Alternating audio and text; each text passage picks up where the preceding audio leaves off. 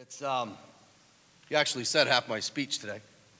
We talked about, I was going to open up and say that we had played together, back in 1995, and what an amazing experience that was for me and how it kind of shaped my life.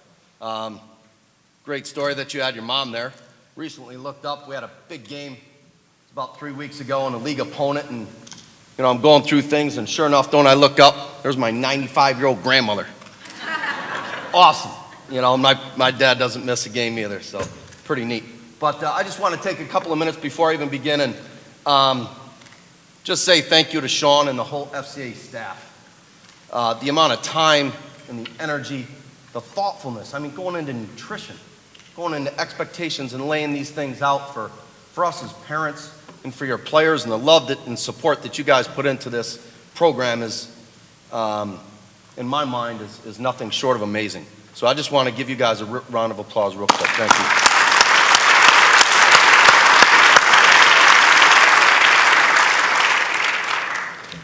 I was driving down the road the other day, and I was in between going from one game to another game, and my assistant looked down at my emails, and he was going through. He's like, you're supposed to be in Rochester on Sunday, and I got a couple of minutes to talk about parent roles and things, and so I called Sean right away, and I was like, oh, that's right. And a couple of things, that was about a week ago, and I'd been really doing some thinking on, what is the role of parents, what are the role of players, and how does FCA impact our lives? And one scripture just kept coming back to me, and I don't want to give you my opinion, I want to give you God's opinion. One of the things that really stood out to me was Proverbs 3, verses 5. It said, trust in the Lord with all your heart, and do not rely on your own understanding. Think about Him in all your ways, and He will guide you on the right path. I want you to just think about that for a couple minutes as I continue my talk, but one of the things I want to talk about is parent roles. I thought it was pretty amazing today that the pastor, was in our sermon today, was talking about roles. What are the roles of the players? What are the roles of the coaches? What are roles of us as parents? Okay?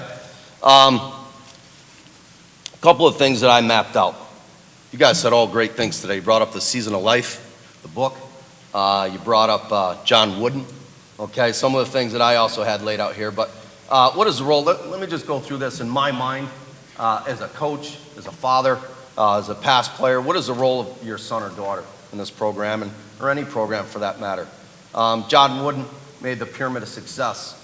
The cornerstone of that pyramid is enthusiasm. In my mind, nothing great is ever accomplished without enthusiasm. Enthusiasm goes a long ways.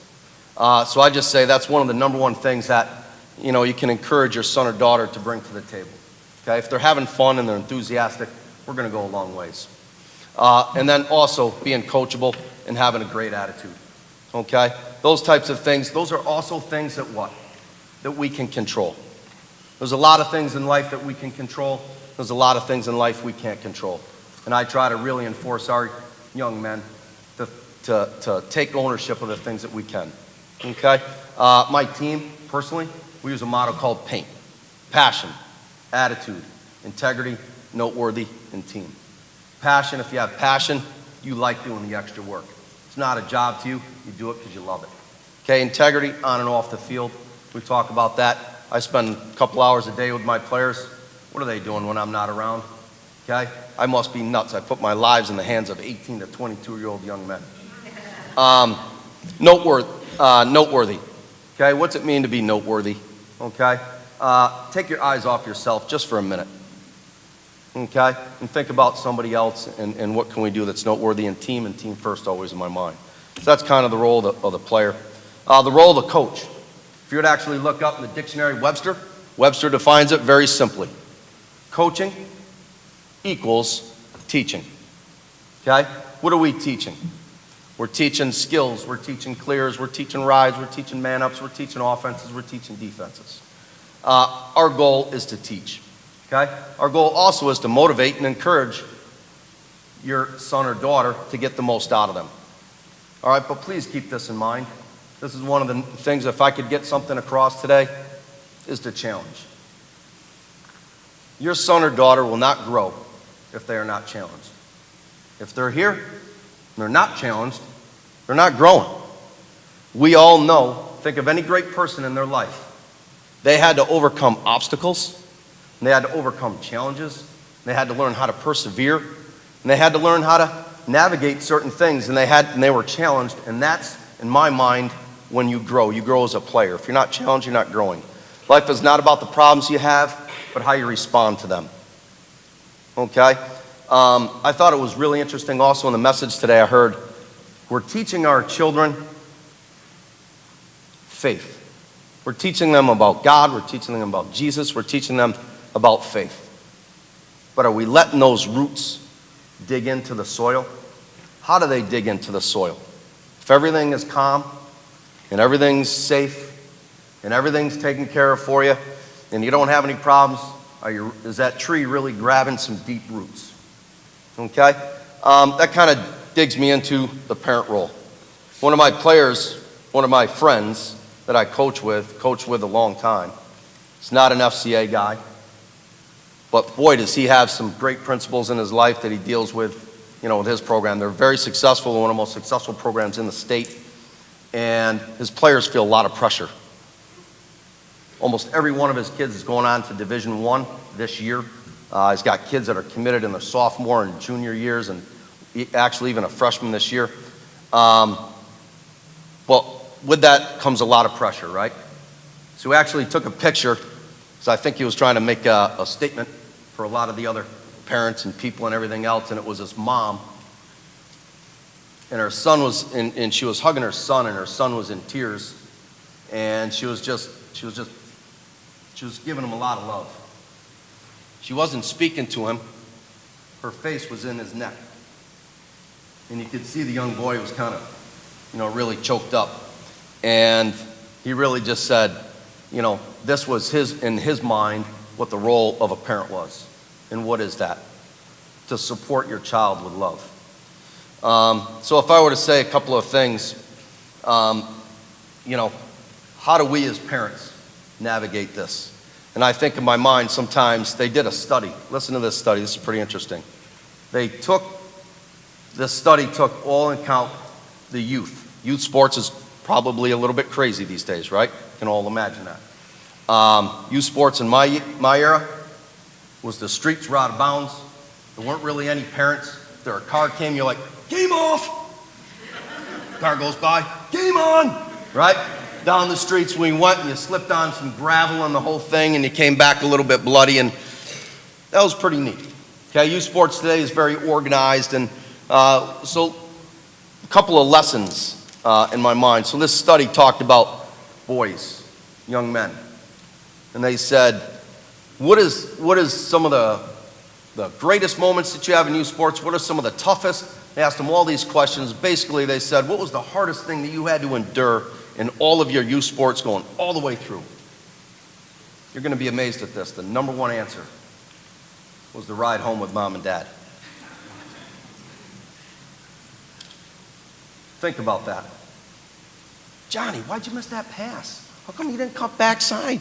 What are you thinking? You don't know the O? Right? Stay in front of them. Get your stick on them. Ba, ba, ba, ba, ba. Right? So a lot of that can happen. And who was the greatest supporter in all of youth sports? Who was the greatest support for them all the way up through? Who was the greatest person that they gravitated to as they went through their experience in youth sports? Over 90 some odd percent of them said grandma or grandpa. Think about that. You think grandma and grandpa even know the game of lacrosse? You think they care who scored a goal? And if you let one in, they have no idea. Okay? But what do? They just love you up. They don't care if you won the game. They don't care if you lost the game. It doesn't matter. Okay? So that kind of brings me to, in my mind, what is the one thing that we can do? And that's love our sons and daughters. I just want to go to a couple of things. Page 1309 real quick.